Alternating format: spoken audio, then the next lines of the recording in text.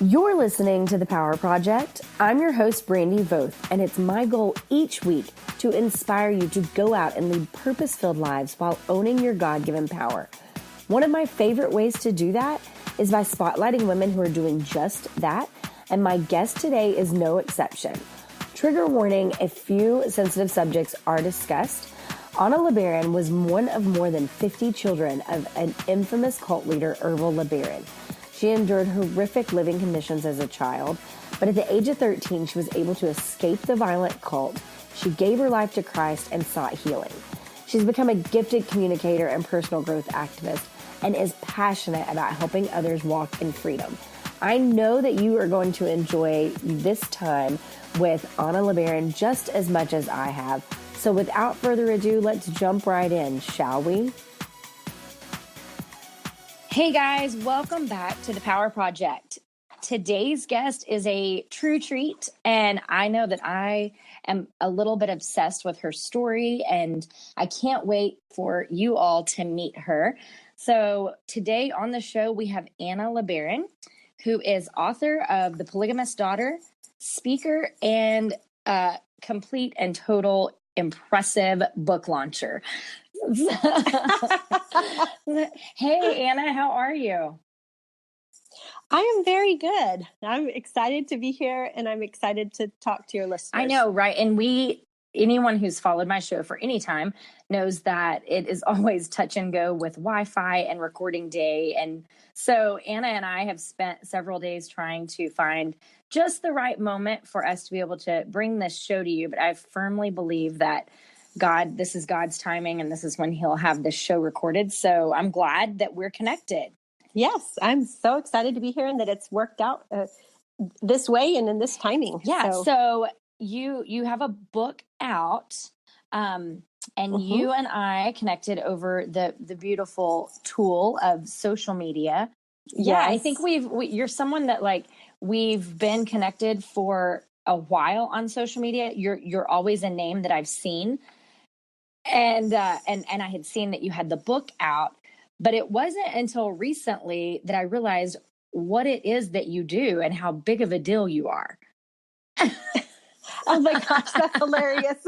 I was like, oh, that's fun. We're in a few groups that are similar, and we share about things, and we write. And so are you known as a book launcher? Are you pretty impressive in that circle? You can take this moment to brag all you want. Well, in the circles that I run in, people do know who I am and what I've done and what I've been able to accomplish in the publishing world, mostly the Christian publishing world. Although I'm branching out from there, so it's becoming a wider net that I can cast. But I have launched several books, I think 7, to the New York Times bestseller list, and which is a huge deal, and many, many more than that to the other 3 lists, which is the Wall Street Journal, USA Today, and Publishers Weekly. Many, many other books have been on those lists. How did you get started in that? Because just until recently, I'm currently working on a book as well. We've discussed that. I didn't really realize the importance of the actual launcher of a book. So how did you get into that career? Well, how much time do we have again? Girl, you just go. So in 2015, I had an agent that was pitching my book proposal and 3 sample chapters to publishers. And she told me that authors have to market their own books. So I started learning how to market books using social media because I have a 17-year career in sales and marketing prior to that. And so I knew sales and marketing. So I was like, well, I can market books. I just have to figure out how. So I was reading about it, learning about it, following blogs about it, buying books about it, and came across this idea of a book launch through my friend. And through my friend who had been on a book launch team, she taught me 3 things about book launching by being bossy and telling me what to do. Because she was in the Facebook group with the book launch, and she said, Anna, go buy the book and pre-order it. So I did. when the book comes in the mail, take a picture of yourself holding the book up and post it on your social media. So I did. And then she said, when you're reading the book, add your favorite quotes to your socials. And we started a book club, and I invited people I knew to a book club. So I knew about 3 things about launching books, and I applied to be on a book launch team in 2015. It was Jen Hatmaker's For the Love. And I had read her blogs. I didn't even know she was a published author, which I then figured out. But I read her blogs and they were funny. So I thought I'll be on this book launch team so I can learn what happens on a book launch. And so I applied. 3 days later, I get an email from the publisher saying, we are so sorry. We had 5,000 people apply for 500 spots. You were not picked.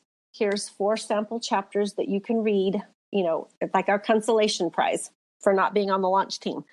And so I read the chapters, tweeted Jen and said, Jen Hatmaker, I'm one of hashtag the 4,500, because there were 4,500 of us that got that email that got a tasty morsel of hashtag For the Love to devour in advance. Basically thanking her for the 4 chapters and letting her know that I was reading them. And she replied to my tweet and hashtagged the 4,500 that I had used. And that hashtag then went viral on her Twitter feed. Oh my goodness. All these other women saying, me too, me too, me too, but a different me too than the one that's now today. Way less serious me too. And then someone created a Facebook group called hashtag the 4,500. I joined the Facebook group thinking, that's my hashtag. I was the one who created that hashtag, And then I became the co-admin of that group. And basically with the 3 things I knew about book launching, I went into the highways and byways of the social media world and invited everybody who had said me too to join the Facebook group. And the 1,300 women joined the group. And because I knew 3 things about launching books, I said to these women, Jen Hatmaker is not the boss of us. We can launch this book if we want to. Oh my gosh. Like, what is she going to do? Like, what is she going to do? And so I said, we have 4 chapters that we can quote from, because that's what you do. We can take images off of Jen's socials and post those. Like, what is she going to do? Tell us not to share the book cover, with our friends. And then we can tell people where to pre-order it. And we can post our favorite quotes from the 4 chapters we have. And then we did that. A week later, Jen joined the group and we all went nuts. Oh my gosh. Like crazy nuts. And I'm like half cringing going, am I in trouble? And then 2 of the publishers, marketing people get added to the group. And I'm thinking, okay, now I'm really in trouble because I'm kind of the ringleader of the You're whole thing. such a rebel. And so I private messaged these 2 individuals from the publisher and said, do I need to be doing anything different? Because remember, I've never been on a launch team before. I just knew 3 things from my friend. And I said, do I need to be doing different? What should I do? Tell me what's, and they said, oh, you just keep doing what you're doing. And I had carte blanche to just go nuts. Like I do, because that's how I do.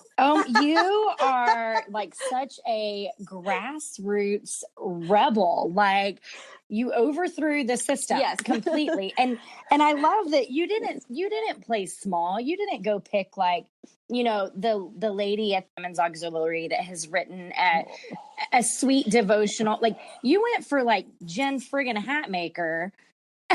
Well, I didn't know that that's what I was doing. All I was doing was like, we're here in this group and I know 3 things about launching books because of my friend and we can do this. Like, why not? And we had fun with it. And that was the key. We had so much fun from March until August. And in August, the book came out number 2 on the New York Times bestseller list. Oh my goodness. Number 2. Behind Go Set a Watchman, which was the most highly anticipated book of modern time. So we did not have a chance at number 1. So we were like, fine, 2 is fine. Yeah. It's all fine. Oh my goodness. This is where you just said, I am now an official, like I am the OG of book No, launches. I didn't say that at the time. I didn't say that at the time because I didn't know. I didn't know. Like, truly, it was just, we had so much fun. I had fun. I love social media. I don't know if you've followed me for any amount of time, but you know I love me some social media. And you do an amazing job. Like the community that you build on social media is what every single person is really striving to do. It's so authentic. Yeah, correct. Totally authentic. So I found Facebook in 2009. Prior to that, I had a ton of Yahoo groups. I don't know if people remember Yahoo groups. So I've been a gatherer of people for a long time. Yes. Yeah. And I found Facebook in 2009, and it was like the heavens parted and the angels sang the Hallelujah chorus. And I literally would say in 2009, I wish someone would pay me to be on Facebook all day long.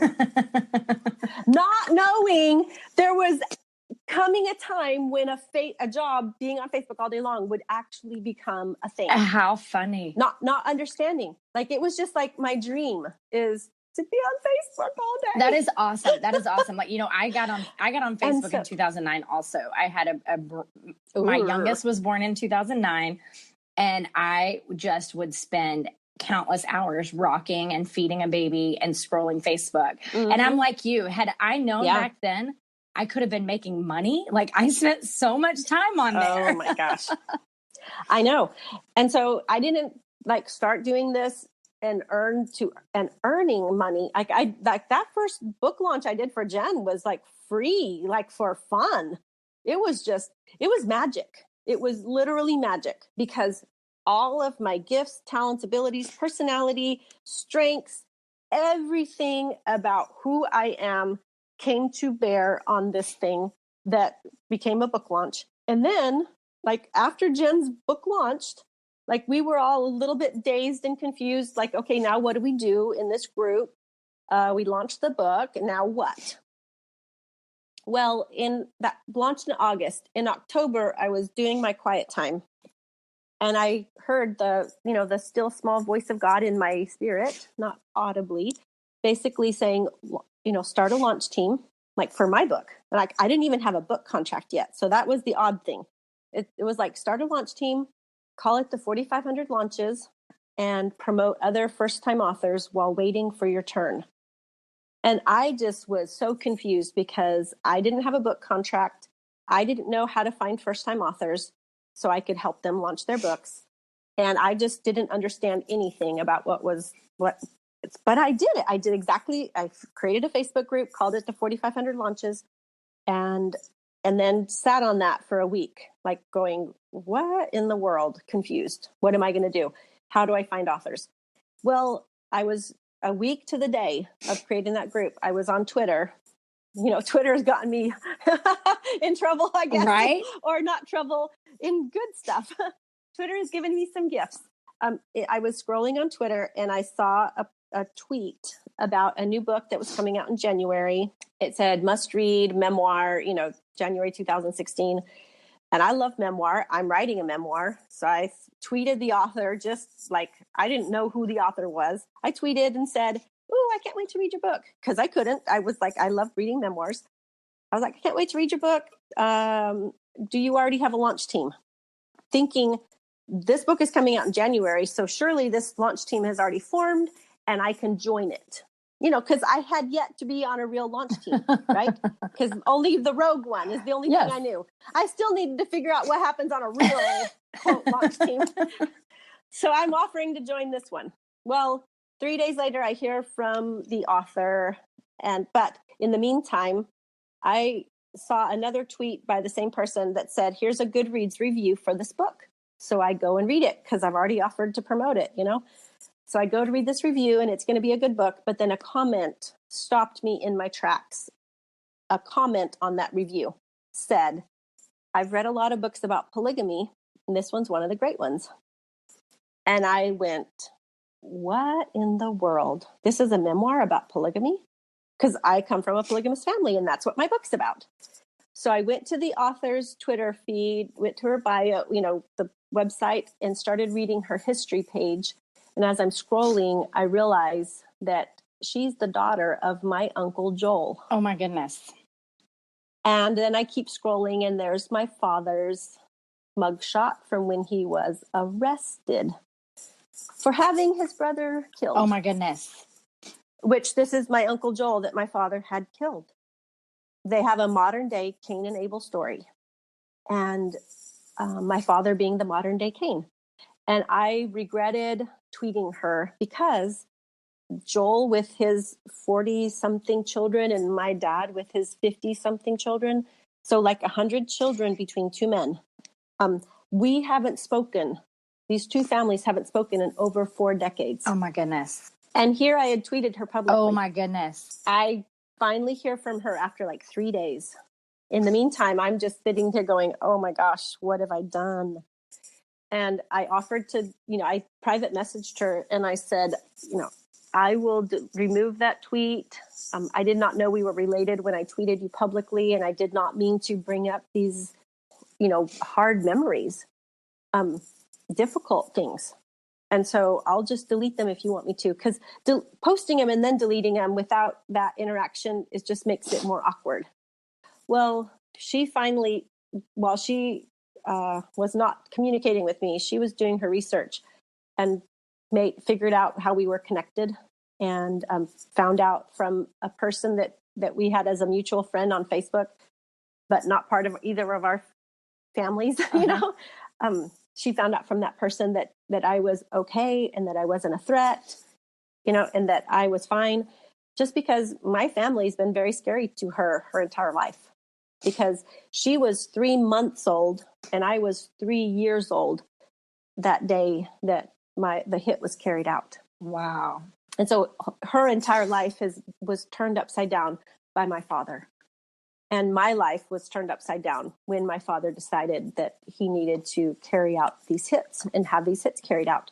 Because then her life became very frightening, but also mine did too. As a child living in that circumstance where the law is after you and the FBI is raiding your home and all these things are happening, it's a very frightening experience for a child. And so here we are all these years later. I'm writing my book. She's written a book. Hers is being published. I don't even have a contract yet. And she says to me in that direct message on Twitter, she said, would you like to, read the book before you decide you're going to promote it? Read it in advance. And I was like, absolutely, I'll read it. But also, I've already decided I'm going to promote your book because, one, if you escape a cult, live to tell about it, because not everybody in my family did. If you live to tell about it and you write a book, I'm going to promote it, and plus your family. So we had this, she mailed me the book. We had a long conversation. And at the end of that conversation, hours of me sharing my story with her and talking about her story, after I'd read the book, I said, okay, can we come back to the original question? And I said, do you already have a launch team? Because that's what I tweeted her. And she said to me, what's a launch team? Oh my goodness. And I'm like, I'm your girl. I will help you launch your book. This episode is brought to you by Brandy Voth Beauty. Have you tried the #1 skincare brand in all of North America? Well, if not, today is your day. Head over to the-powerproject.com, click on Powerful Beauty, and take a 30-second skincare consultation to see what products are recommended for your skin concerns. Email yourself those results, and then I will personally mail you a thank you gift for your time. That's thepowerproject.com, Powerful Beauty. And I used everything that I'd learned from launching Jen's, and I put together a team of 250 people about. I'm sorry. We read. Can you say that again? How many were on the team? We put together a team of about 250 people, and we read the book in advance. We talked about it on social media. We did all the things that I knew to do, and some that occurred to me, at the middle of the night as I'm thinking about her book. What can we do to help promote this book? And then her book also became an instant New York Times bestseller. Wow. And so I just thought, whoa, what is happening here? And then somebody contacted me and said, we saw what you did with Jen's book. Will you help us launch a book? And I was like, sure, I'll help you. And then somebody else contacted me and said, we see what's happening here. Would you help us launch this other book? Yes, I will. And then another friend contacted me and said, I'm the original friend that taught me 3 things. Uh-huh. She goes, that author has another book coming out, and I've told her she needs to hire you, and so that you can launch her book. And I was like, hire me? Like, she's going to pay me money to do this? And she was like, oh yeah, how much time do you spend in these Facebook groups telling people what to do and showing them how to do it? And I was like, well, a lot. It was a second full-time job. So I had literally 2 full-time jobs, and she was willing to pay me to do it. And she became my first paid client. And it just grew from there. Wow. And you are launching currently one of my friend's books that I had her on the podcast several episodes ago, but Kindra Hall with Stories That Stick. Yes. You are doing that. I'm like, that is so cool. I love her. She is just absolutely delightful, and she does a great job of crafting a story. Yes. And then you were also part of a pretty revolutionary book launch that kind of blew some publishing like records out of the water recently. Yes. Yeah. Tell us about that little book that you did. So probably a lot of your listeners may recognize the name of Rachel Hollis now. Yes. So she also, I launched her book called Girl Wash Your Face. And then I launched the one that came after that, Girl Stop Apologizing. The publisher that had a cookbook coming out for her hired me to launch her cookbook, and then Rachel herself hired me to launch her Rise conference that she was having in LA. Oh, wow! That became Made for More, which you can watch on Amazon Prime for free if you have Prime, or you can just pay $3.99 or something and watch it on Amazon Prime. And in the opening credits, you can see my face. Oh, that is so cool. Because I was there. That is so cool. I was there for the Rise conference. That's so cool. And now she's just like, her book, Girl Wash Your Face, came out. It did well. It wasn't on the New York Times list. And we were all a little bit disappointed because it had sold so many copies. And then some things happened, and we talked about it. I gave her some advice about how to handle this thing that had happened that was a negative thing. And we turned it around and made it a positive thing. And from her taking that advice, the book just went nuts. And eventually, weeks later, came out on the New York Times bestseller list, finally. And then eventually made it to the top and got to number 1. And it's been the best-selling Christian book in the Christian market. So the ECPA, Evangelical Christian Publishers Association, has a list of books, and it's been the number 1 Christian best-selling book since then. That is so cool. So cool. I love it. Still to this day, it's number 1 on the list. Her next one that came out, Girl Stop Apologizing, I also launched that one, and it's done really well. And the reason it's not on ECPA's list is because the publisher decided to put it under a different imprint. So it was HarperCollins Leadership that published that book under that imprint. So it's no longer under the Christian category. So Girl Stop Apologizing is now in a different category of so book. It almost has like a bigger audience. Sea to swim in, right? So so it's a larger feat to try to break through over there. So I get that. Yeah. So I've followed your story, your book. I've been kind of intrigued with you for a while, and I reached out to you saying, "Hey, man, I had no idea you were like a big deal," which to me is so crazy because I'm just over here being myself, being my true, honest to goodness, messed up, crazy, fun self. I don't see myself as any kind of big deal. But I know that I'm making an impact on people's lives by putting I love putting the right book in the right pair of hands. And I know it affects people's lives. And I know that I impact the authors' lives that I work with. And I know that the publishers get a return on investment when they hire me to launch their books. And just knowing that I am making a difference is incredibly satisfying. But also, I'm just me. I feel like a normal person, even though I'm a published author and and people in the publishing industry, and especially the Christian publishing industry, kind of know my name.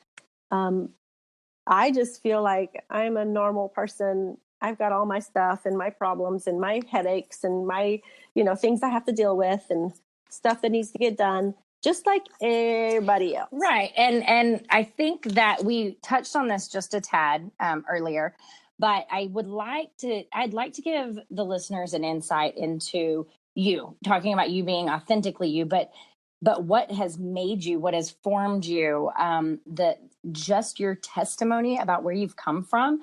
So do you think we can go a little, I know we've done business here, but can we go a little personal there? Yes. on your story? Oh, absolutely. Absolutely. That is probably the thing that I love talking about the most. Yeah. Because it has, because of the way that my life has gone from where I was to where I am now. I'm just living, breathing, walking around proof that no matter what kind of childhood trauma, abuse, or neglect that you've experienced, and you don't have to be born in a cult to experience those things. You either experience them yourselves or you know somebody who has, whose life has been impacted so negatively from those things. Childhood trauma, abuse, and neglect touches everyone's life.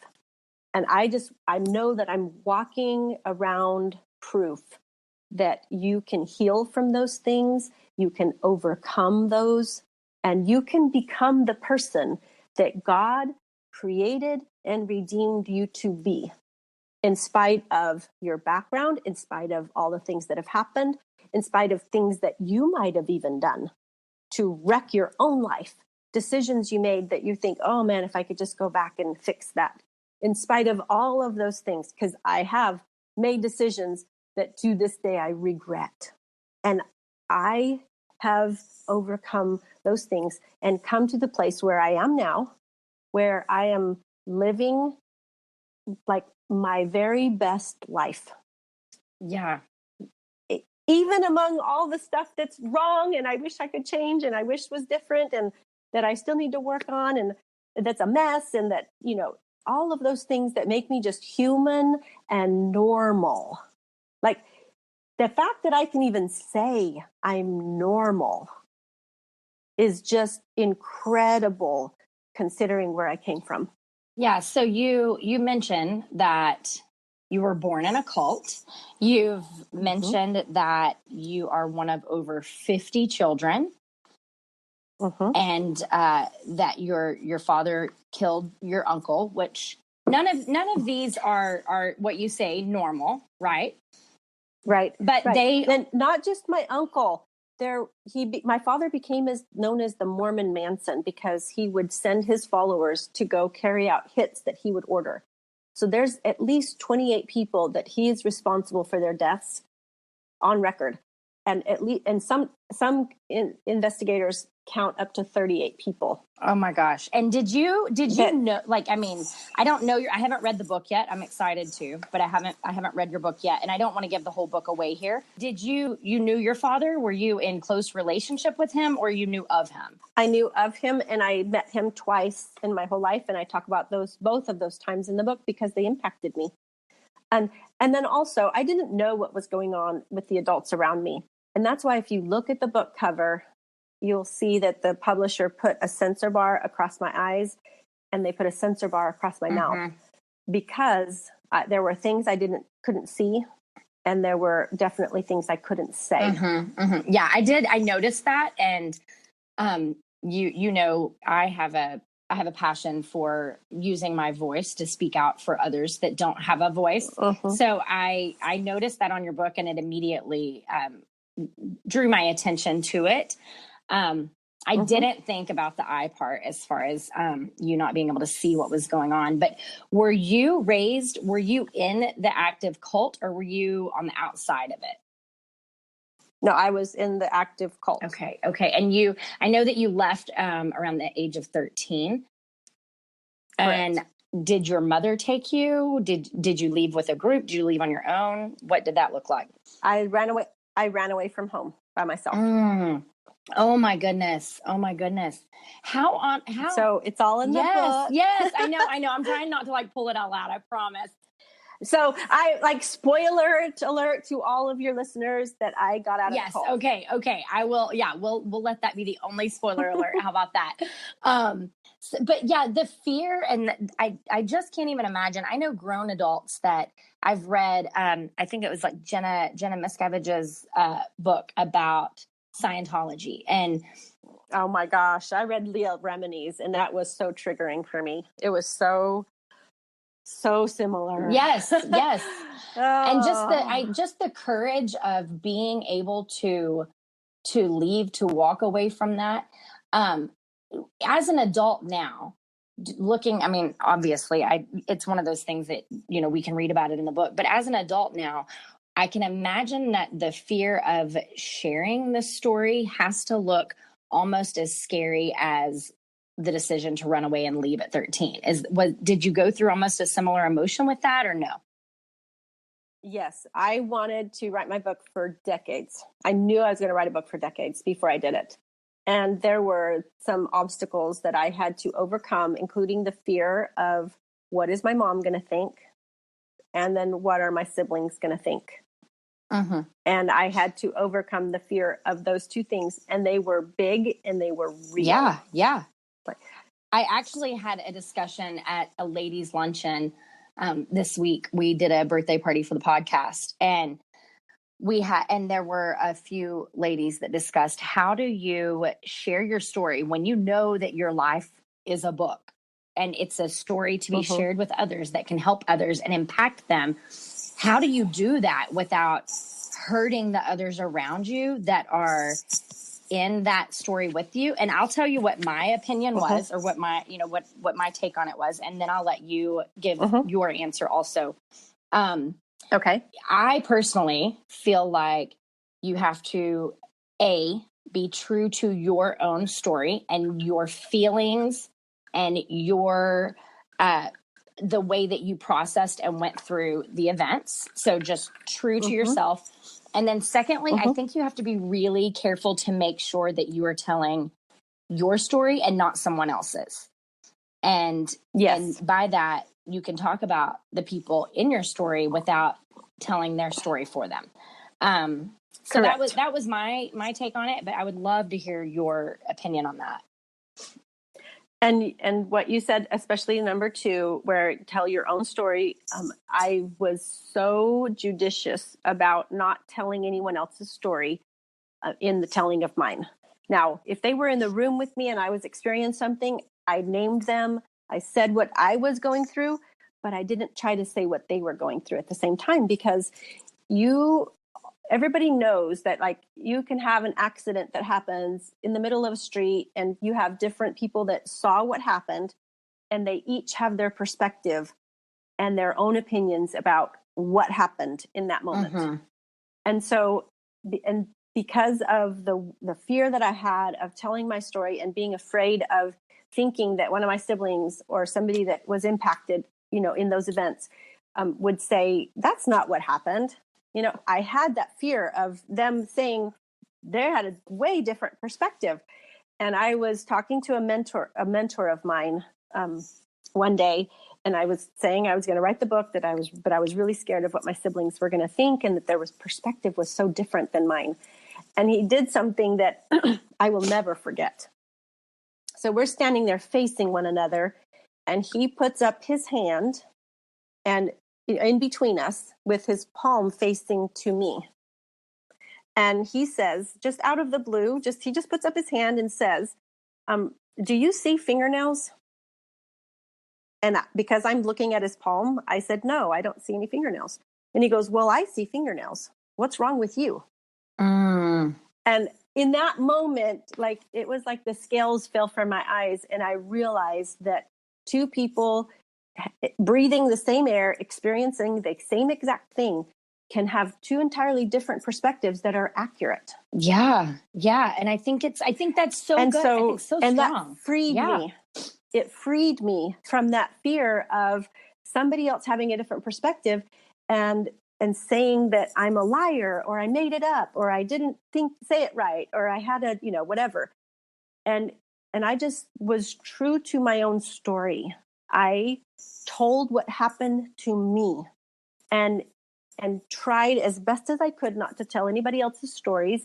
And the reviews, the negative reviews that I get, and I do get negative reviews on Amazon and Goodreads.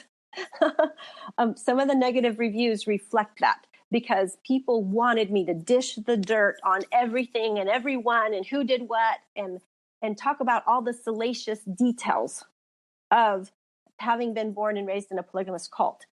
And I just wanted to tell my story. Mm-hmm. I put blinders on.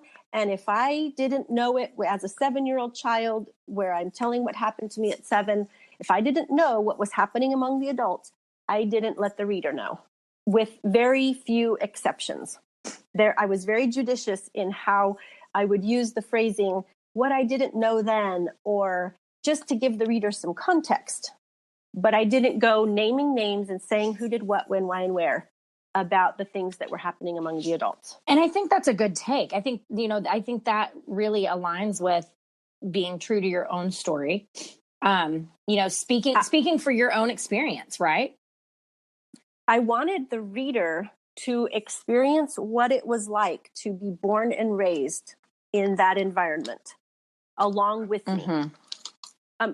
One reviewer called the memoir fractured, and it gutted me. And then I thought, wait a second, my life was fractured. Of course I'm going to write a fractured memoir. Yeah. It's like when you're moved around and ripped up, taken from one spot to another and back and forth, and you'll read all about that. When that's how your life is, that's how you're going to write the story. Mm-hmm. Mm-hmm. And that's really what I experienced, was a very fractured upbringing mm-hmm. that had no stability. There's just chaos constantly, insecurity. And it was not a life that I would wish on any child. So I have a question I want to ask about that, because I have a very good girlfriend that grew up in a cult as well.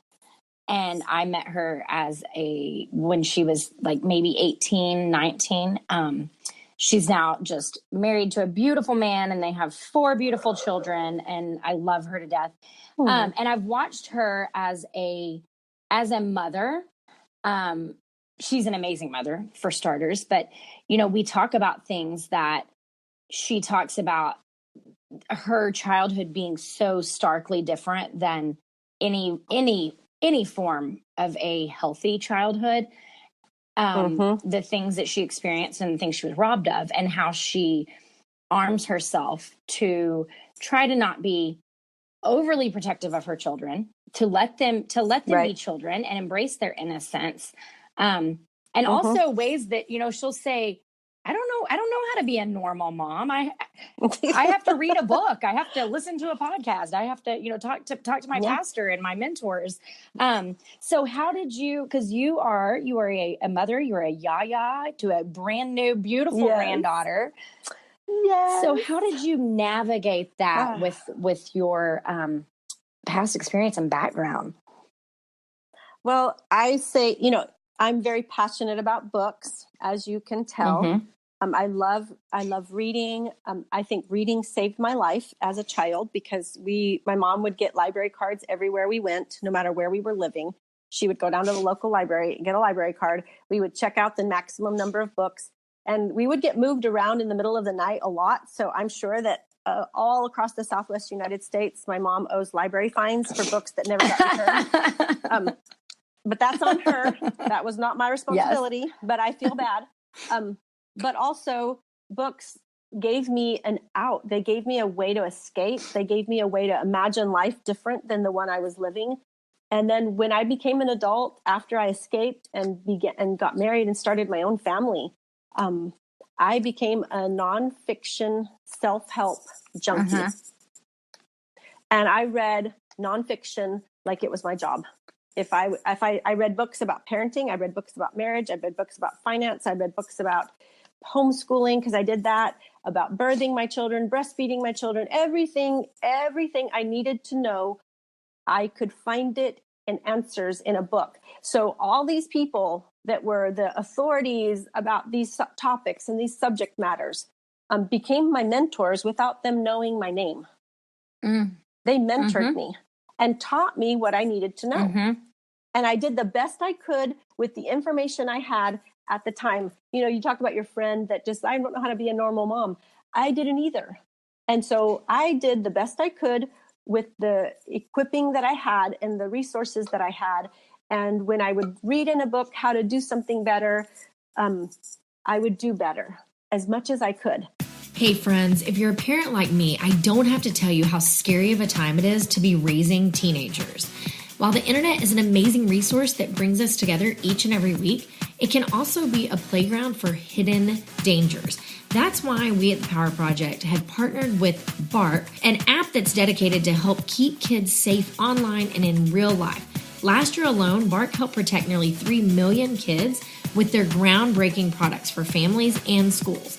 By monitoring text messages, YouTube, emails, and 24 different social networks for potential safety concerns like cyberbullying, self-harm, violence, sexual predators, and more, Bark allows busy parents to rest easier knowing their kids are better protected from digital dangers.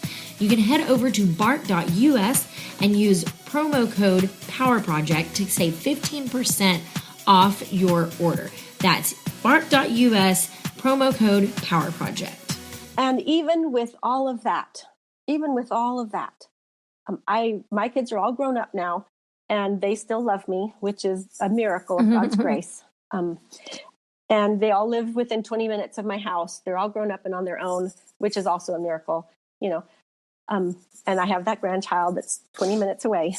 And I have told all my children, and a few of them have taken me up on this offer, but I told all my children, when you decide if you want to go to counseling, I will pay for it.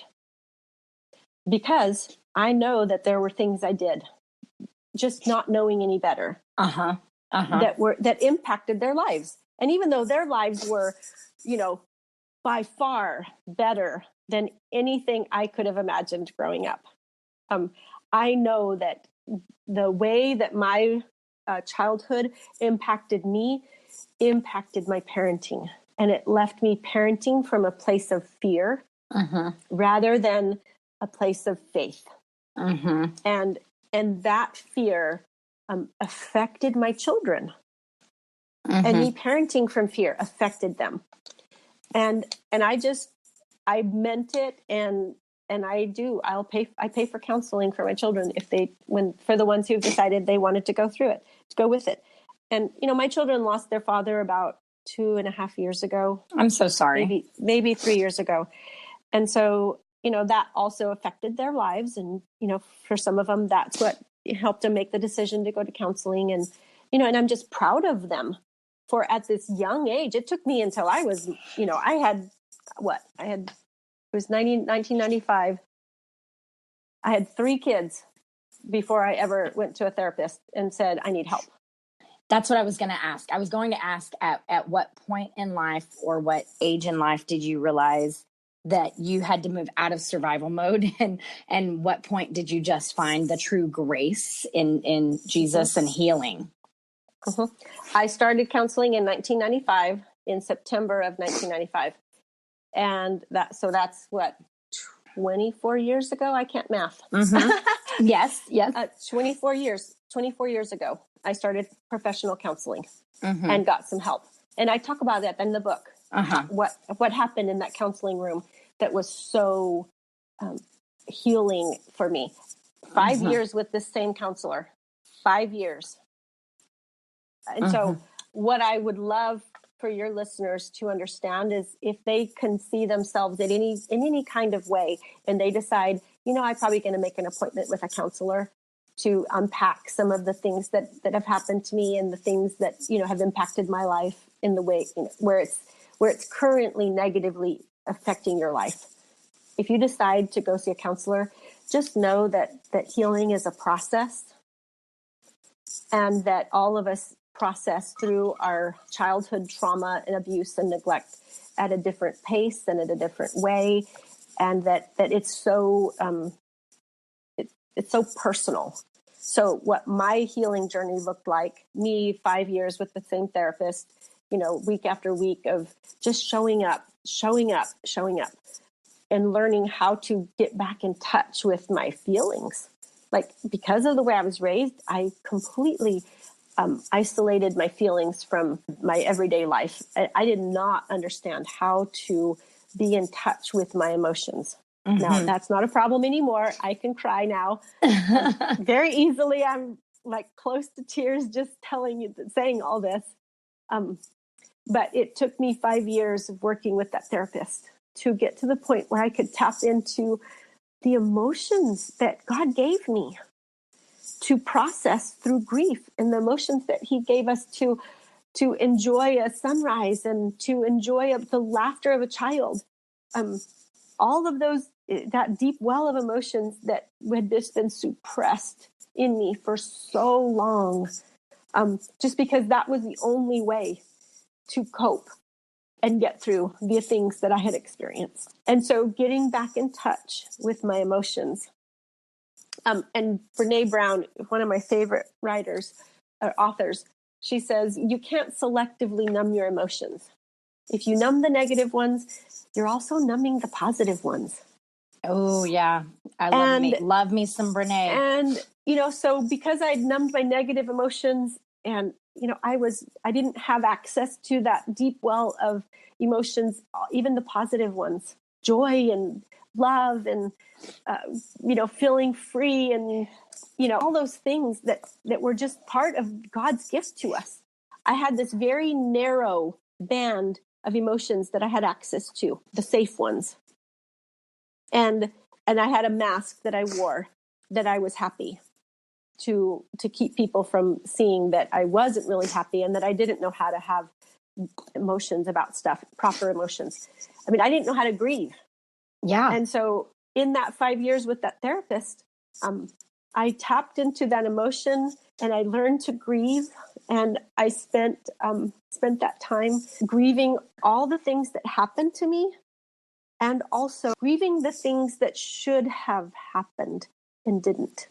Uh-huh. The things that should have been and weren't.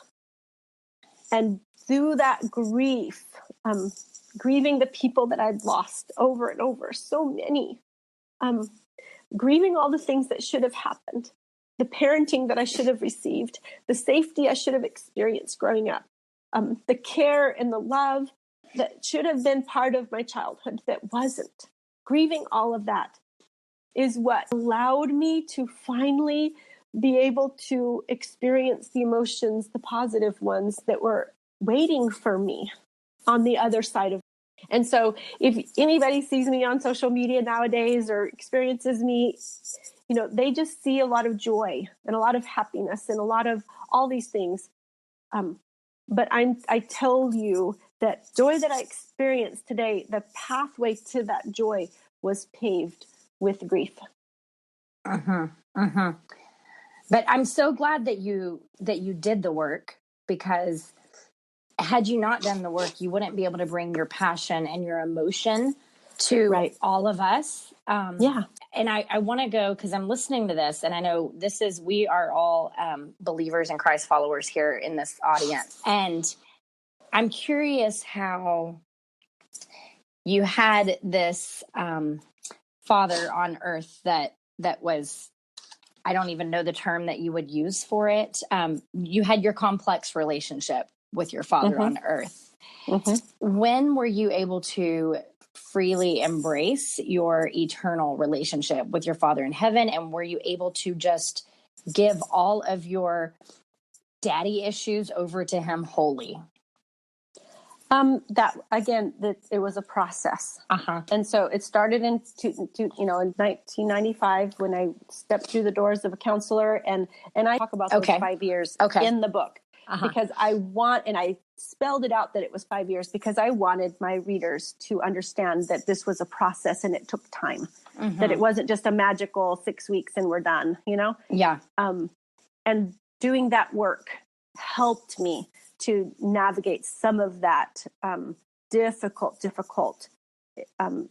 heart, soul damage that was done by by being raised essentially fatherless. Mm-hmm. So fatherlessness is something that is part of our national conversation. Mm-hmm. Like you don't have to be born in a cult to experience fatherlessness. Yes. And that impacted my life so much. And it took a long time and a lot of healing and a lot of growth for me to be able to experience the fathering heart of God towards me. Mm-hmm. I had been a believer for a long time before I knew what it was like to experience his fathering heart towards me. Mm-hmm. And so without giving away too much, Mm-hmm. that is what my second book is going to be about that I'm Oh, currently yay. writing. Thank you for that. Thank you. I'm really excited for that.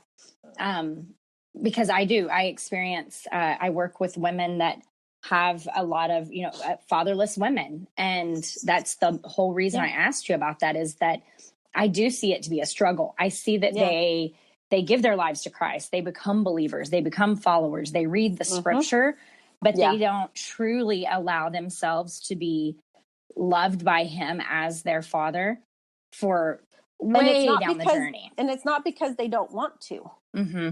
Because we all long for that. Mm-hmm. And my book won't be the end all be all of solving the problem for everyone, because that's just not how it works. I've read so many different books. There's lots of resources out there.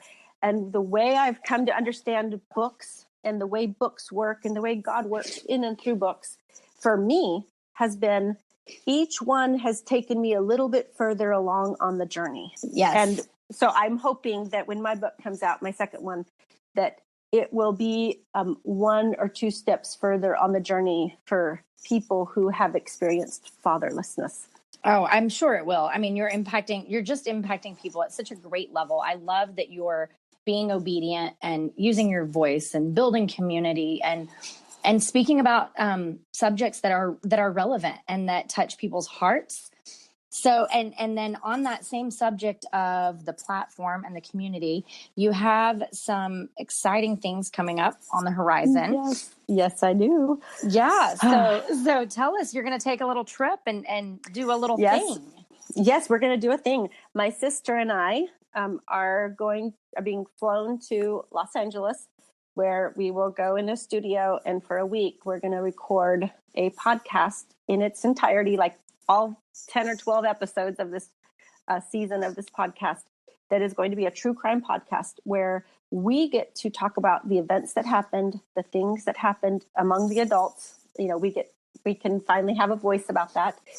And we get to talk about the people that were impacted by all of that and their lives today and where we are at today, because we are both very proud of our family.